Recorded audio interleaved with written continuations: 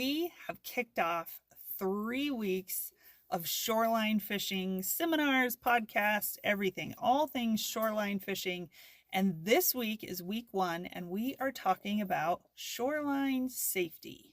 So welcome to the Level Up Fishing Podcast. I am Andy Cochran. And I am Stormy Cochran.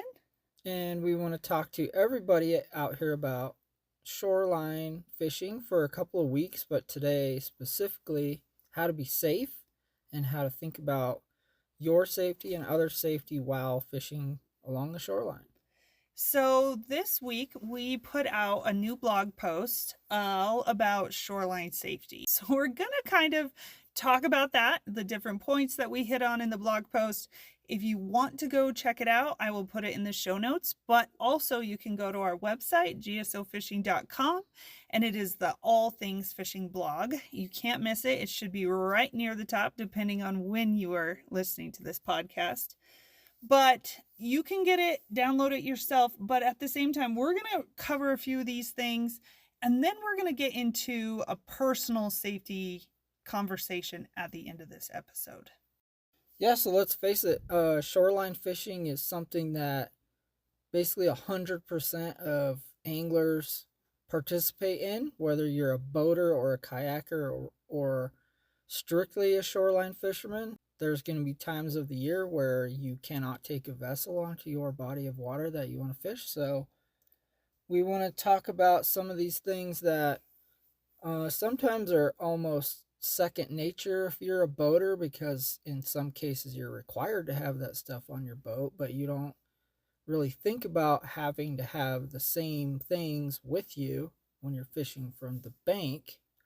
And so a lot of that I've had personal experience with is, we just call it carrying personal safety devices, and that can go into a lot of things like, obviously you're going to have your cell phone with you, but that becomes important to think about ahead of time, because is your cell phone charged?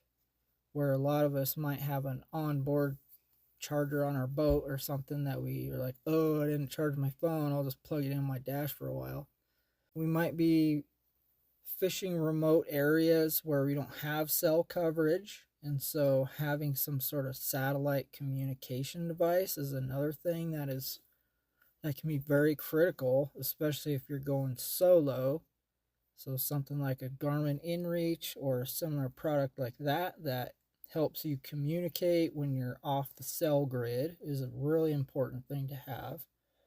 One of the other things, though, is like a legit first aid kit, and most of us will have these on our vessels, but when we're hiking around on the shoreline, a lot of times we just don't throw it in.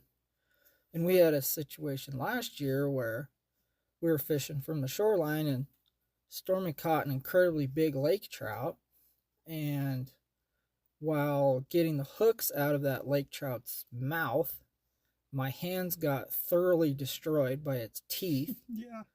And I was bleeding like a stuck pig all over the bank with like really no way to stop it.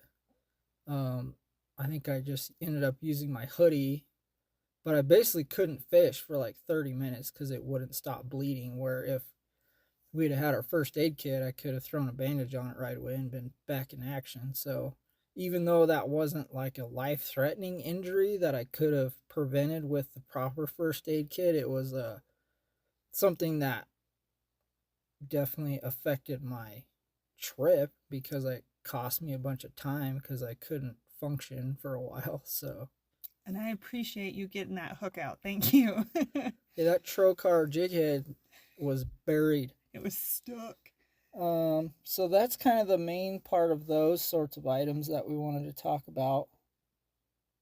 So I want to talk about knowing your limits. That one for me that one really hits home.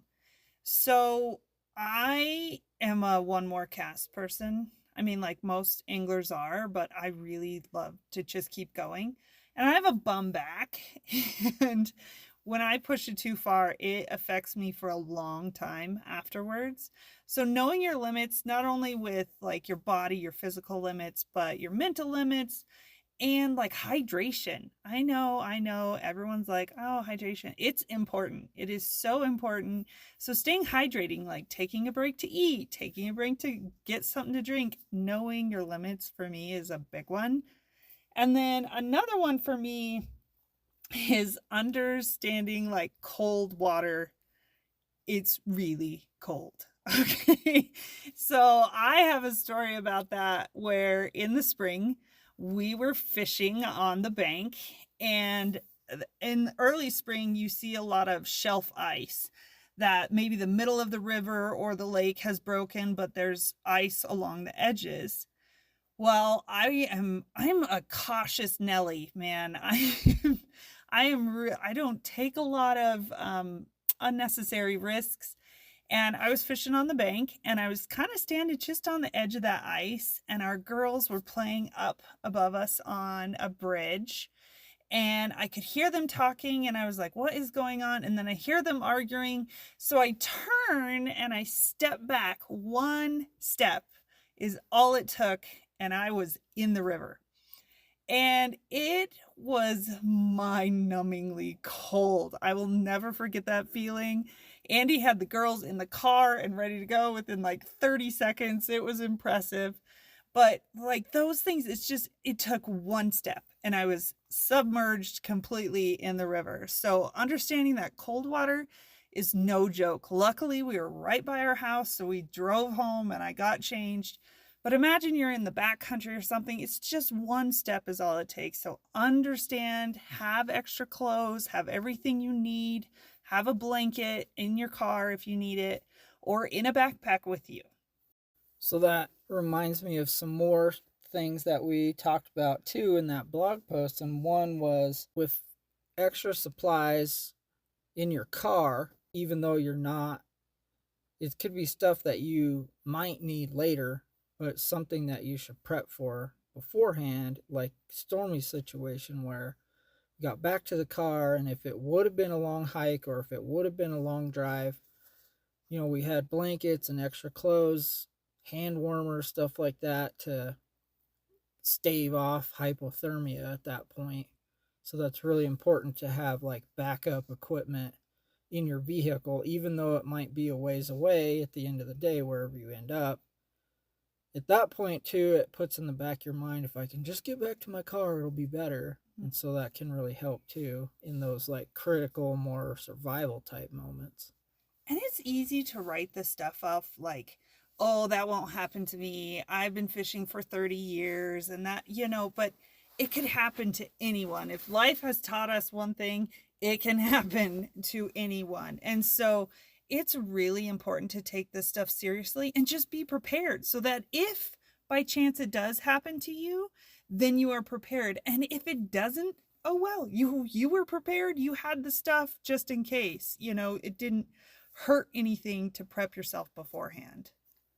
And one more item too, I'll kind of backtrack, was these items that I think are real critical for you to have along with you when you're shoreline fishing was basically a communication device, a first aid kit, and then the other thing is a headlamp. And that goes back to knowing your limits. Like we're one last cast, one more cast, and I don't know how many dozens of times I'll end up a lot farther away than I originally intended and stay a lot later than I originally intended, and then all of a sudden have to navigate all the way back in the dark. And it could be, there's been days where we leave the house at 9 in the morning and I'm walking out in the dark. And so it doesn't matter if you're leaving in the morning or not, like just having a headlamp, obviously check it in the batteries before you leave, because they're very small, they hardly take up any space, they don't weigh anything, and that's a tool that can be super handy too if you overextend your limits and want to safely hike out of somewhere.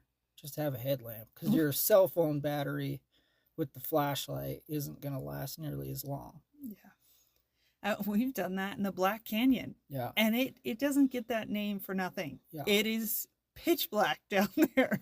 You can't see anything. And you literally hike out. So. And we say it every time. Should have brought a headlamp. Should have brought a headlamp.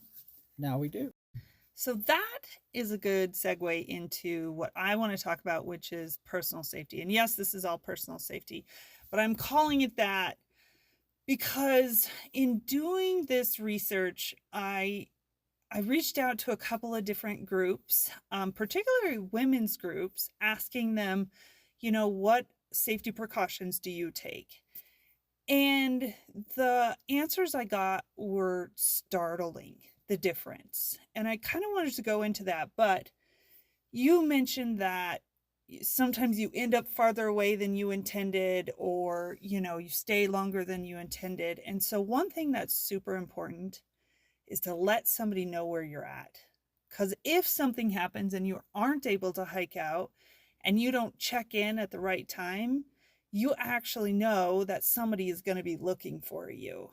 And how many stories have you heard where the person went off farther than they intended or got off track and then they're not found because they weren't where they said they were going to be? So that's one thing that is super important, is have a check-in buddy. If you are going by yourself, make sure you tell someone where you're going to be and when you're going to be back. Now, back to the responses I got in the comments of these posts in these groups. It was really startling to see. Like I said, I'm a really cautious person, and my head is always on a swivel when I'm fishing by myself, especially when I'm fishing with my daughters by myself. And in the responses that I got, especially from the women's groups, was carry a gun. Carry a gun, carry a gun, carry a gun. Carry a knife, carry a gun. Those were the responses I got, and it was really heartbreaking to see how unsafe women feel when they are out fishing. And the amount of precautions that they have to take, and the amount of how much mental capacity they have to dedicate to watching their surroundings. And I know that firsthand. I feel that every time. Last fall specifically, I text Andy and I was like, hey, if I don't show back up, there is a white Dodge that is sitting there watching me. I text him over and over and was just like, hey, this is going on. I don't know what they're doing, but they are just sitting there watching me. And so this is something that when we were talking about it, it's very different from male to female anglers. And so as Andy and I were talking about this, it just kind of broke my heart, because you can sit there and imagine, if you have to carry a gun somewhere to go do something, can you imagine how much you love that, to carry a gun because you feel that unsafe? And it blows my mind. Like, these women love fishing so much and never feel safe when doing it. And it's pretty heartbreaking to me to hear that. And I understand that firsthand, but I kind of wanted to get it from a guy's perspective. Like, when you're out fishing, do you feel that way? Yeah, it was really startling to see all those responses because, like, for me, I'm like, oh, hey, I'm gonna go fishing and I'll just go. And, like, none of that is in the back of my mind whatsoever. It's more, I hope I don't do something dumb and, like, hurt myself, but I'm never worried about anybody else, like, hurting me. And so it's pretty wild. Like, for me, if I was going to go fishing somewhere by myself, the only time I would ever even think about carrying a gun is if I was in grizzly bear country, or walking through, like, going a long ways in, like, mountain lion territory or something like that. But Yeah. to have another person in the back of my mind to protect myself from is not. I think most males would probably have that same response. Like, well, I'm worried about some wild animal, not some wild dude or whatever. Yeah. So, pretty wild to hear that that's so prevalent out there. Yeah. And I completely see where all of them are coming from. Like, last year, I had a really intense incident on Blue Mesa, and I was on my paddleboard, and I know this is Shoreline week, but it is completely relevant. But I was on my paddleboard fishing and just catching perch after perch after perch. Well, it's Blue Mesa, it's not very big. And so I attracted a boat over to me because he must have noticed that I was catching a lot of perch. And so he came over and started circling me in his boat, and I'm on my paddleboard, and that's intimidating as hell. Like, let's just be honest. And he's asking me how the perch fishing was, and he just literally sets up camp, has his music blaring, and it was super aggressive. The whole situation was super aggressive. And long story short, I pulled out. I was like, something is not right about this situation. And so I had to just sit there and be like, I'm a lone female on my paddleboard. This isn't safe. I need to move. And it ended up that the move was actually great. I had a great day of fishing. But when I posted about it on Facebook, there was a very specific comment that said I would have gotten his face. And that never entered my brain. Ever, ever, ever. Because again, I'm on a paddleboard. He's in a boat. He's circling around me. Like, this is not a safe situation. And so my brain was like, get out of here. Like, anything you can, just get out of here. And I commented on there, like, to that comment about getting in his face. And I was just like, that's not an option for me. And it was really nice because the guy commented back and was just like, oh my gosh, yeah, I hadn't thought about that. Absolutely. Yeah. Keep yourself safe, which is great. But it just goes to show how scary one situation can be for somebody versus another. And so obviously that was the way wrong approach. If that guy had come in, even on his boat, and been like, hey, how's the fishing going? And I'm like, it's great, And he said, hey, do you mind if I fish over here near you? I would have been like, of course, no problem. If you have that communication with me, yes, I'm fine with that. You just stay a good distance away from me, right? That's a respectful thing to do. But he didn't do that. And it was just really intense. Whereas I was hunting with my daughter, Carly, and we pulled off the highway to go glass a section. And there was a truck parked there, and he was out of his truck spotting, and he was wonderful. Like, he approached us, but he stayed a good 10 feet from the door of our truck and was just talking to us, was introducing, saying he was in town hunting, and he was super nice. And I never, ever, ever felt threatened. And I actually mentioned that to my daughter when he left. And I was like, did you see how he was very respectful and he never approached the window of our truck and he didn't get very close to us and just was like, hey, just so you know, I'm here. It was a very different and good situation where I never felt threatened. But just reading all of those comments, man, that was the most heartbreaking thing to me, because I will say 90% of the comments I got back said a gun. And we should note, you should always, always, always follow your conceal carry laws in your state. So if you don't feel safe and you don't have a concealed carry license, you need to do something different. Open carry where it's legal, yep. Or pepper spray or something else. But yep. Yeah, all of those stories from a male standpoint is really important for all of us to have that perspective too, because we all want to equally enjoy the sport. And so if I'm out fishing and I see a lone female angler or a mom and her girls out fishing, with all of that info in the back of my mind, now if they're in a place or if they're like on my route for me to go somewhere else and I have to get close to them for whatever reason, you got to be aware that right away they're going to be on edge. And for two, communication is very key. Mm-hmm. Always say hello, say something non-threatening, obviously. Yeah.